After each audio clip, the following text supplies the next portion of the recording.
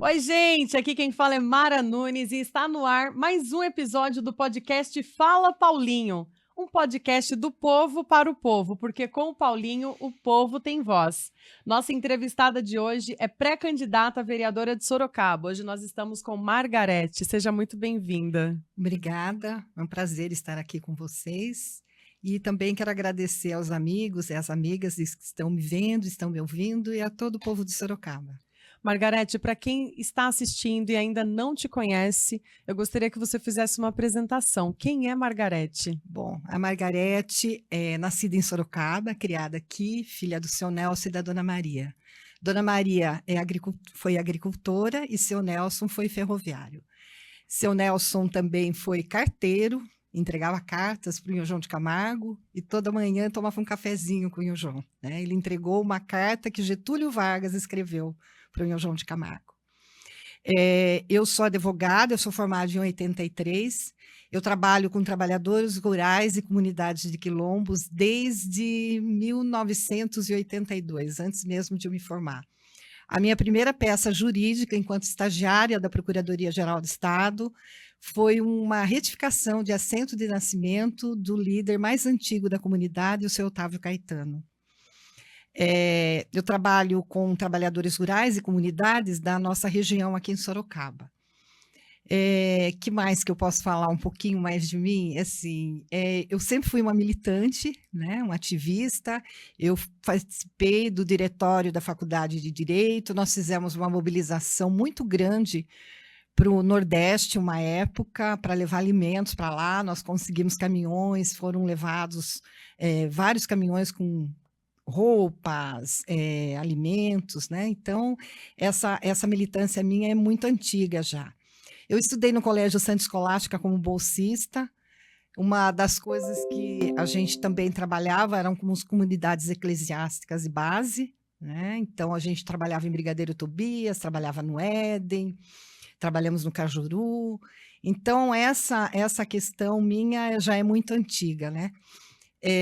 Meu pai, por exemplo, ele entrou a trabalhar na Sorocabana na Pai Picareta. E depois ele fez um concurso interno, passou para o escritório. E ele tem uns fatos bem interessantes, né, da minha infância. Meu pai era um feminista sem saber que ele era. Ah, é? Ele pediu para tirarem o tanque do lugar onde tinha, né, o tanque, para poder ajudar minha mãe na lavagem de roupa quando ela voltava da fábrica. E ele sempre me falava, olha, filha, estude, que você precisa ter qualidade para a sua vida e o diploma ninguém te tira. O emprego um dia você tem, outro dia você não tem. Como ele trabalhava na ferrovia, no departamento pessoal, ele via muito caso de violência doméstica. E ele falava assim, eu não quero isso para você, porque muitas mulheres chegavam lá com o olho roxo, com o braço roxo, e não podiam se separar porque não tinham nenhum emprego e nem como cuidar dos filhos, né? Então, ele falava, eu não quero isso para você, como eu não gostaria disso para nenhuma mulher. Me lembro também de uma situação bem interessante, eu já era adolescente, a gente falava na cidade, né? A gente foi no centro da cidade, e nós vimos 2 contas jogadas na rua, que venciam naquele dia. Ele entrou no banco, pagou as contas e levou para a casa da pessoa. E a pessoa tinha perdido a conta, né? Que lindo. Então, e antigamente não tinha internet, né? Até você ir para a agência de energia, pegar a conta, então era bem complicado, né? Que mais que eu posso falar? Eu gosto muito do meu trabalho, eu já estou aposentada, mas eu continuo trabalhando. E essa área que eu atuo em Sorocaba e região. Chega até um pouco até Itapeva, né, na aldeia do Jaó e com as comunidades aqui da nossa região, né, de quilombos. Pega a Capivari, pega o Cafundó, um pouquinho aí da área dos Camargos, em Votorantim, que a gente está tentando fazer uma regularização. Trabalhei na Vila Barão, na regularização de parte da Vila Barão, que era uma área da ferrovia, da FEPASA. Trabalhei em núcleo colonial de imigrantes, né? Em Barão de Antonina, que era um núcleo de colonização, que eram ucranianos, estonianos, lituânios, que até tem um artigo na Constituição do Estado, no ato das disposições transitórias, né, que fala justamente sobre esse núcleo colonial. E por falar em imigrantes, eu também sou neta de imigrantes. Meus avós, por parte da minha mãe, né, um dos avós, que veio da Alemanha, vieram 5 famílias, Ortiz, Écio, Frisch, Kirk e Walter, e tem um fato assim meio triste, né, porque eles ficaram assim, juntamente com os escravos, viveram numa época de semi-escravidão na mineração, na fundição do Morro Ipanema.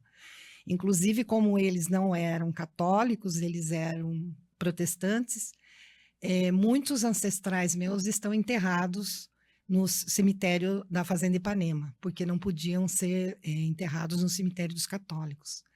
A minha avó, por parte da minha mãe, é filha de índios com negros, e do lado do meu pai são italianos e portugueses. E a minha avó, por parte do meu pai, nasceu num navio quando vinha vindo para o Brasil. E eram gêmeas, aí uma se chamou Itália e outra América. A Itália, a terra que eles estavam deixando, e a América, a terra que eles estavam chegando. Que interessante. E por que você escolheu a sua área de formação e de atuação? Então, é porque eu sempre tive sede de justiça. E essa questão da comunidade de quilombos me fez vir trabalhar onde eu trabalho hoje. Porque a minha mãe foi criada, bem dizer, por uma família do Xavier em Votorantim, quando Votorantim nem era Votorantim. E a minha avó tinha muito problema de epilepsia, e ela ficava muito na casa desse casal que tinham vários filhos. E minha mãe trabalhava na roça, e quando ela terminava o serviço dela, ela ia aprender a cozinhar com a dona Dossi. Então, a gente tinha um relacionamento muito estreito com essa família. E a gente percebia, né? Eu não sabia direito dizer o que era que acontecia, mas a gente sabia que existia um afastamento da comunidade local com essa família. E nas minhas férias, quando a gente Sorocaba era Sorocaba e Votorantim era Votorantim. Nas minhas férias, quando eu tinha 7, 8 anos de idade, eu passava as minhas férias na casa dessa família. E para mim era uma família muito querida, e a impressão que dava que eu gostaria de fazer algo mais por aquilo, entendeu? Mas não sabia o que era. Hoje eu sei. E o direito foi uma coisa para trabalhar mesmo com a justiça social. Essa justiceira está internalizada em mim. E já veio candidata alguma vez? Não, alguma eleição? Não, eu sou presidente da associação e do Sindicato dos Funcionários da Fundação Instituto de Terras, né? Nessa fundação eu já trabalho há 32 anos. E o que te motivou a vir pré-candidata a vereadora de Sorocaba esse ano? Então, eu acho que as pessoas precisam saber a hora de fazer a diferença. Eu entendo que Sorocaba precisa de gente nova, apesar que eu não sou tão nova assim, né? E eu acho que isso é muito importante, essa renovação, mas também porque eu acho que eu tenho ideias inovadoras que possam contribuir, e essa minha coisa da justiça social me faz trabalhar com isso. Esqueci de falar, eu tenho uma filha, tem 21 anos, eu fui mãe com 42 anos de idade. Hoje ela está fazendo biomedicina, o ano que vem ela termina, ela trabalha, estuda, e eu também, embora seja filha única, trabalho desde os 17 anos de idade, eu que paguei minha faculdade. No Centro Escolástico eu era bolsista, na Faculdade de Direito eu fui bolsista também. E eu acho que esse é um pouquinho da minha trajetória passada. Sim. Como pré-candidata a vereadora, quais são as bandeiras que você levanta? Então, eu tenho um trabalho, assim, eu escolhi alguns eixos temáticos para trabalhar, né? O que eu vejo que acontece aqui na cidade, que eu acho que eu posso falar com propriedade, porque eu trabalho com isso, é a questão da regularização fundiária. Né? As ocupações irregulares, com mais de 5 anos, as pessoas ali sem referência, né? Uma pessoa que não sabe, ela vai procurar um emprego, por exemplo. Onde você mora? Cadê o seu comprovante de residência? Isso é muito triste. Então, a pessoa perde a identidade e a referência dela se ela não tem um lugar onde ela mora. Esses dias passados, eu tenho um amigo meu que dá aula aqui numa escola pública.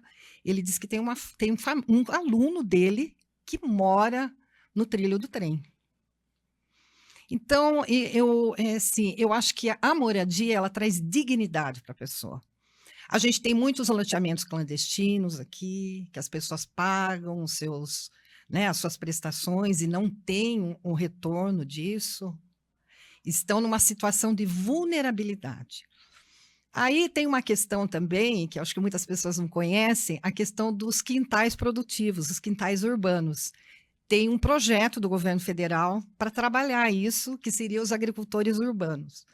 Então, imagine que isso pode dar um alto consumo, uma geração de renda, né, que as pessoas podem até ter galinhas para tirar os ovos, uma horta, né? Então, hortifrutigranjeiros, que a gente fala, né? Uma linguagem mais técnica. E aí elas podem tirar essa produção. E o excedente de produção, a gente fazer bolsões para venda disso. Também tem a questão das hortas urbanas e tem uma questão chamada farmácia no quintal. Aí você vai me falar, você vai vender remédio no quintal das pessoas? Não, a farmácia no quintal também é um projeto do governo federal, ligado com as unidades básicas de saúde, onde em determinados locais você sabe que aquela população, né? Isso eles têm os registros, né? Nos arquivos, nos prontuários médicos, que a pessoa aqui naquela localidade a gente tem problemas cardíacos. Então, essa farmácia do quintal, as mulheres, principalmente, vão produzir essas ervas, elas recebem uma verba do governo federal via prefeitura para elas poderem produzir essas ervas. Num primeiro momento, você tem a secagem dessas ervas e daí elas podem ser utilizadas pelas unidades básicas de saúde como uma complementação medicamentosa. Não vamos falar, vamos tirar os medicamentos, não é isso. É uma complementação medicamentosa. E, num segundo momento, realmente vai precisar de um farmacêutico, quando você está na questão do extrato, da tintura. E já tem essa atividade no Coplantas, é uma cooperativa que fica no assentamento da Pirituba, que eu conheço essa iniciativa lá. Então, isso é uma coisa viável. Uhum. Também a questão das creches, aí passando mais para o lado das mulheres também. Uma creche que funciona até 4 horas da tarde é impossível. Você imagina uma pessoa que mora no Parque São Bento e trabalha no Campolim. Ela vai sair 4 horas da tarde? Não, 4 horas da tarde a creche já fechou. Aí ela tem que terceirizar a retirada da criança, alguém para ficar com ela. Então, às vezes, ela troca 6 por meia dúzia, quando troca. Então, eu acho que a gente tem que implantar creche também. Eu acho que as comunidades, elas têm que ser... As comunidades que eu digo, os bairros, né? Os bairros mais afastados do centro, elas têm que ser autossustentáveis e tem que ter um serviço público que gire ali em torno delas. A gente tem eu conheço muito bem um projeto da comunidade favela Monte Azul, em São Paulo, que fica na região de Parelheiros. É uma iniciativa antroposófica cuja idealizadora chama-se Uti Kramer. Eu conheço ela pessoalmente, é um trabalho fantástico. Lá é uma comunidade, lá eles têm teatro, tem um local que é o teatro, tem oficinas de marcenaria, eles têm padaria, tem a escola, tem as unidades básicas de saúde estão situadas lá dentro. Então, é uma comunidade que ela auto se gerencia. Então, eu acho que isso é importante.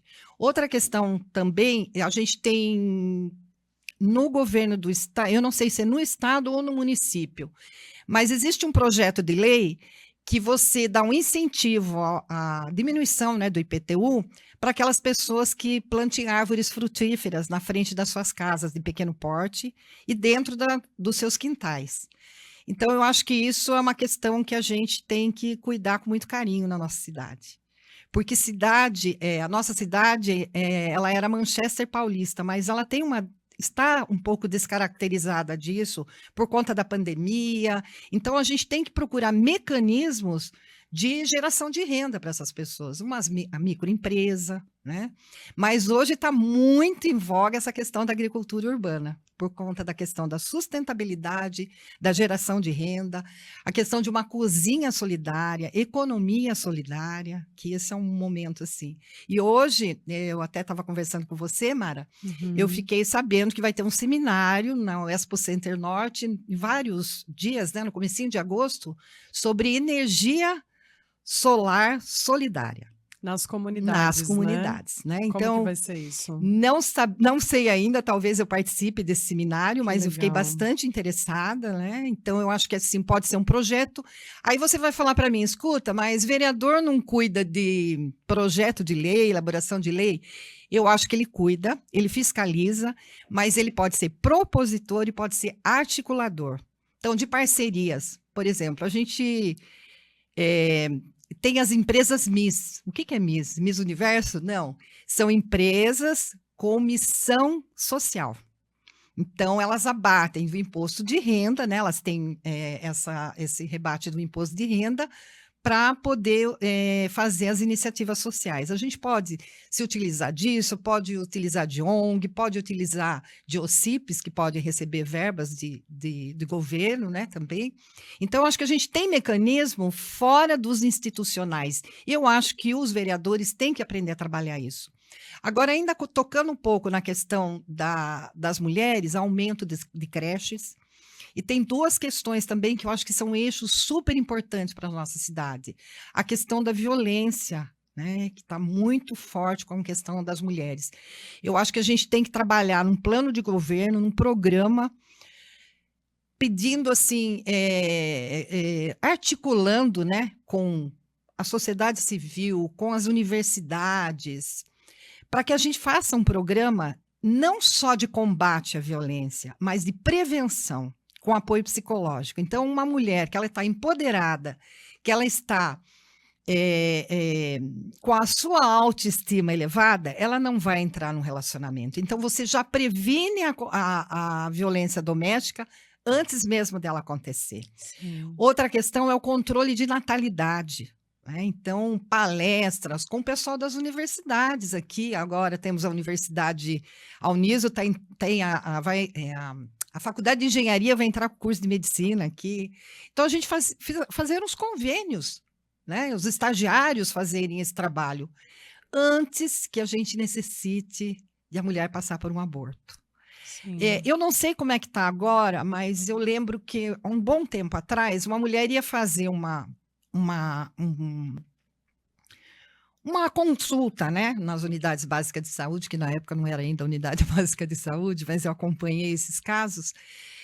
Ela fazia consulta com a ginecologista e aí ela passava a receber a pílula. Só que quando acabava a cartela, ela tinha que ir marcar uma nova consulta. E depois de um mês, quando chegava lá, ela já tinha acabado a pílula. Já estava grávida. Aí ela já ia fazer um pré-natal. Uau! Né? Então, essas questões a gente tem que ter uma atenção diferenciada. Outra questão que eu vejo é uma atenção especial aos idosos. Aí, assim, eu sei que é um pouco pejorativo a gente falar creche para idoso, mas eu acho que dá para entender melhor do que você falar centro de convivência. Acho fofo, creche para idoso, eu gosto do então, nome. Os filhos trabalham. Não tem quem fique, né? Porque hoje em dia todo mundo trabalha, então não tem quem fique com esse idoso que já está numa fase de um pouco mais de cuidado, que não pode ficar sozinho. Né? E, inclusive, a gente tem o Estatuto do Idoso, ainda pode dar um abandono e dar um BO para a família. Então, essas creches, elas poderiam atender com mais cuidado e que tivessem atividades, um TO, atividades manuais, canto, música, né? E eu acho que isso são iniciativas que a gente pode promover para a comunidade e a gente pode incentivar através de outras articulações que não necessariamente o poder público municipal ou executivo. Outra questão também, o hospital do idoso, que eu acho que faz essa questão da atenção especial para o idoso. A questão também do aumento de casa de idoso, casa de acolhimento para o idoso. A gente tem o São Vicente de Paula, mas me falaram que tem uma fila de 182 idosos esperando vaga dentro do asilo. né? Então, que não se chama asilo, né? Lar São Vicente de Paula. Então, a gente tem essa dificuldade. Inclusive, tive uma mãe idosa, né? Faleceu há 2 anos, e a gente passou por essa dificuldade. Ela faleceu com 94 anos. Então, essas questões. Outra questão é a casa animal, que eu acho que a gente tem que dar uma atenção especial para esses animais abandonados, inclusive uma conscientização, que quando a pessoa pega um animal, quando o animal começa a dar problema, aí você larga na rua.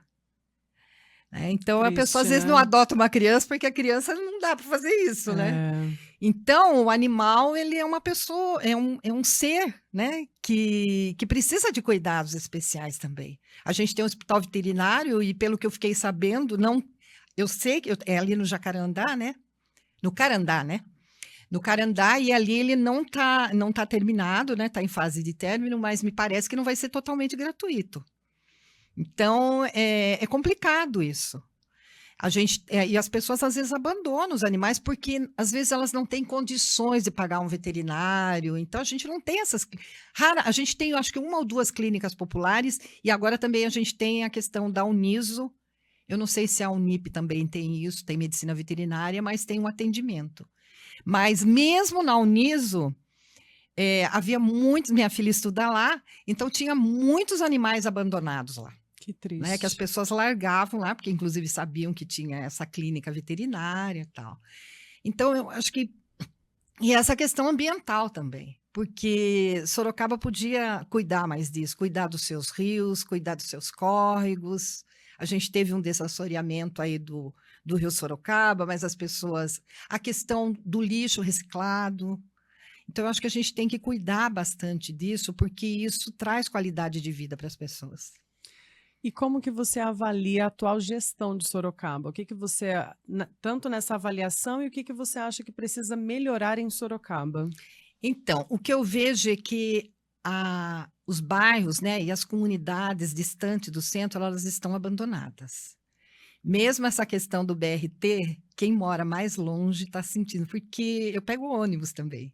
E eu gosto de conversar com as pessoas e pergunto, aí, melhorou? Não melhorou? Eu vejo o trânsito da General Carneiro, que moro ali perto.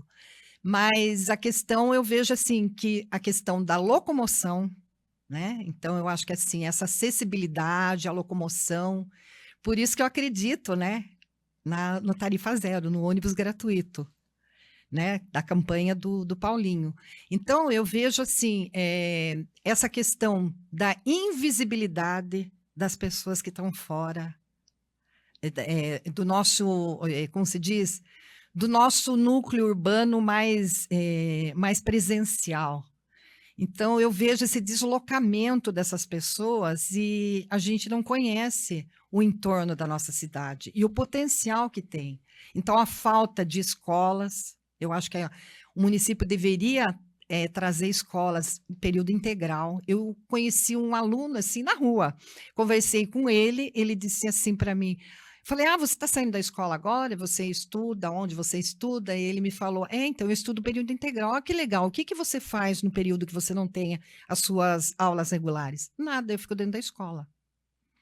E muitos alunos também vão na escola período integral porque tem um lanche, tem um almoço, tem um café da manhã, uma janta. Então, isso é muito triste, muito triste. Então, a escola, ela não deve ser um lugar que seja... ela tem que estar pertencente à comunidade. A escola precisa estar inserida na comunidade e na problemática que a comunidade tem. Sim. Então, ela também deveria ser um lugar de acolhimento, onde as pessoas pudessem... Uma referência. E hoje a gente não tem isso. Por exemplo, também a questão das unidades básicas de saúde, como a gente sabe que recentemente aconteceu com o Ed. Eu entendo que esse estado mínimo é muito complicado quando você trabalha com prestação de serviço continuado. Uma obra é uma coisa, você tem começo, meio e fim. Uma prestação continuada você não pode terceirizar. Porque o que acontece? Quando o ente público não paga essa empresa terceirizada, a empresa terceirizada simplesmente retira. Para ele não é uma atividade essencial. O município, sim, que tem que tratar disso como uma atividade essencial. Então, eu vejo que essa questão das unidades básicas de saúde também é um problema muito grave, muito grave. Então, é a questão do transporte, a questão das escolas, a questão dessa mobilidade das pessoas.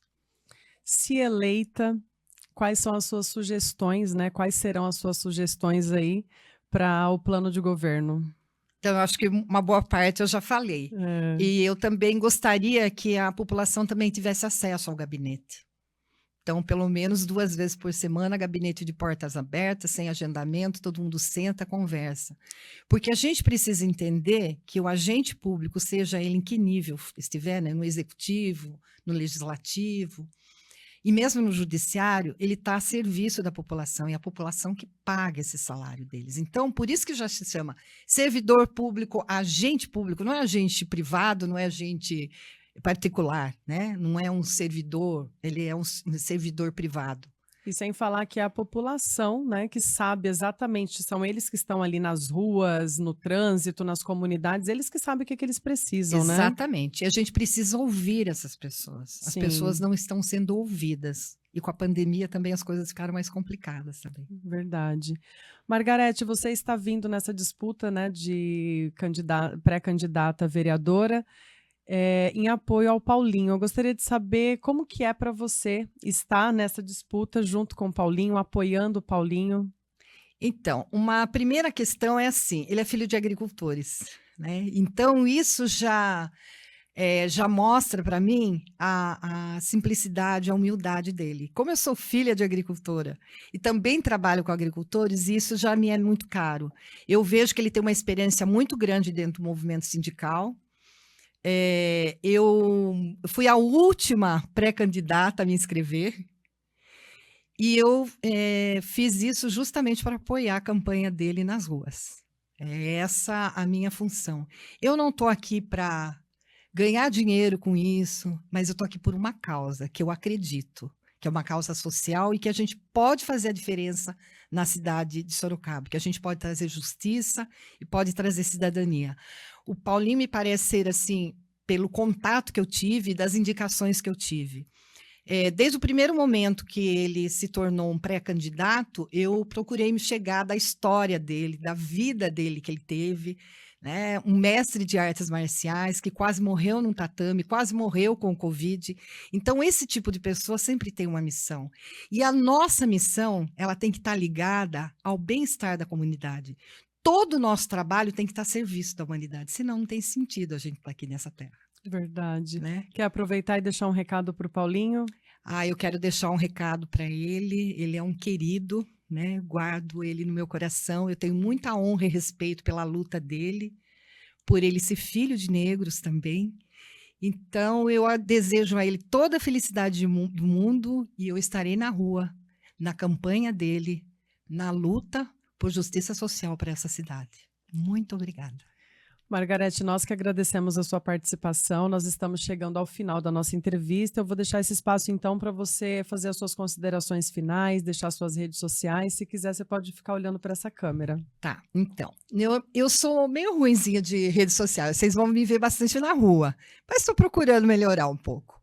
Olha, uma advogada falando isso até... Normal, todos né? nós precisamos nos atualizar. Então, minhas redes sociais é simples, Margarete Walter Pereira. E eu posto pouca coisa, estou começando a postar agora, aprender. E o recado que eu deixo, eu peço que as pessoas tenham consciência, escolham seus vereadores. Não precisam escolher, mas escolham vereadores progressistas, vereadores que possam fazer a diferença na nossa cidade, que olhem para a população de uma forma mais humana e que possam trazer para vocês toda a dignidade que esse povo de Sorocaba merece. A gente aqui era terra de índios, né? E os bandeirantes vieram aqui e exploraram a gente. Então, que a gente não seja explorado por esse capitalismo selvagem, essa coisa agressiva. A gente não precisa nada disso. A gente precisa de uma articulação humana e que seja participativa da população. Não deixe os governantes governarem sozinhos. Participem. Muito obrigada. Obrigada, Margarete. Boa sorte aí na sua jornada. Obrigada. A vocês que nos assistem, muito obrigada pela presença. Siga Paulinho do Transporte nas redes sociais e até a próxima. Tchau, tchau.